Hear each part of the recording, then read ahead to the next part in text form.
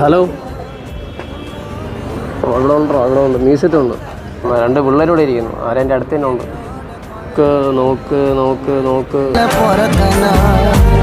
Message നോക്കണം. വാട്സാപ്പിൽ message ഇട്ട് നോക്കണം. നീ എന്തിന് മെസ്സേജ് വെച്ചോ?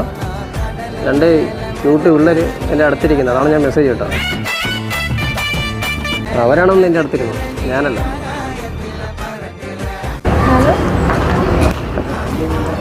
ഹലോടാ, ഒരു മിനിറ്റ്. എന്താ? അല്ല, ഹലോ എന്ന് വിളിക്കല്ലേ? ബേബി, മുട്ടേ, ചക്കേ.